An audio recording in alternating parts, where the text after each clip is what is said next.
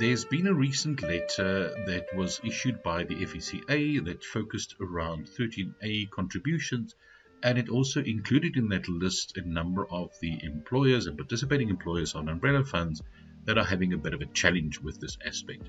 Now, I'm joined today by Keabetswe Letsholo, who's Employee Benefits Consulting Manager at Kula Partners, to talk about some of the challenges about this aspect and others as well, especially when it gets to claim payments.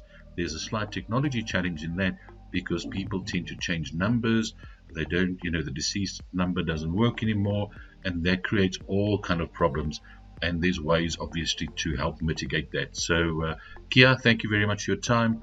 All ears. I'd love to hear what you guys have to say. Hi, Chris. Thank you for having me.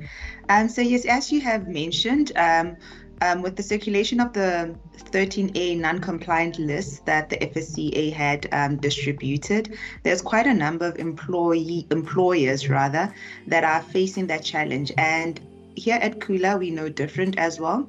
But what we have done is we have created a solution whereby we integrate our CRM team, which is our client relationship managers, to help the people that are responsible for the payment of contribution by the employers and the HR consultants, just to remind them of their obligation with regards to 13A. So usually what that then entails is we do quarterly refreshers with people that are liable for contributions by the employers to ensure that they are aware of their continuous obligation to 13A. So how that is done is we make sure that they are aware of the format in which the data needs to be submitted to the fund according to the recent FSCA template, and also the deadline and the timeframes that are allocated to them. So as we know, funds need to reach the administrator's account by the 7th of every month, and a corresponding matching schedule needs to be provided to the fund by the 15th of the preceding month.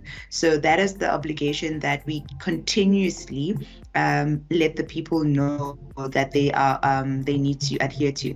And also, sometimes, when you are onboarding a new fund, there's a lot of information that is being communicated to HR. So which is why we felt that having these continuous refreshes are essential, so that employers are also aware that it's not just the responsibility of the administrators to ensure that funds are receipted on time, but that it is also an employer's responsibility to ensure that the fund receive payment on time and the corresponding schedule on time.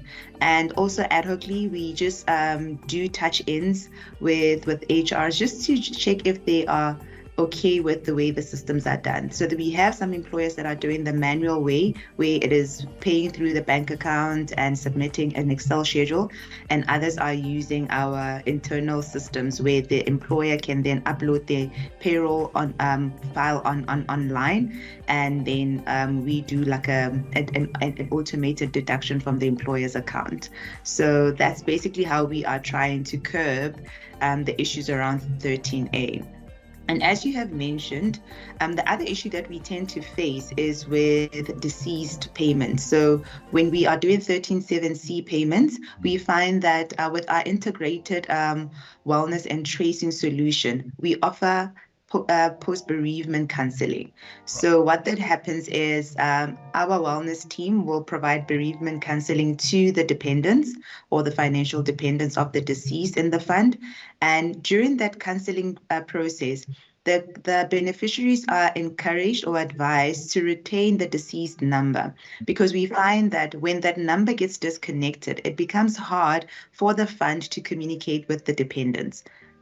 Yeah, so then when they keep that line active, it's easier for the fund to foster communication with the dependents, be it if we're having issues with SARS, where we have to refer the benefit to SARS, and we're having issues with the deceased tax number, we can communicate that. Whether the GLA has been paid over and the trustees have made a resolution, it's easier for us to then communicate with the dependents. So those are the ways that we find that it also helps mitigate against unclaimed benefits, which is also a nightmare, because you can pay a benefit to 3 or 2 dependents, but then that benefit remains unclaimed of the unallocated portion that is remaining within the fund.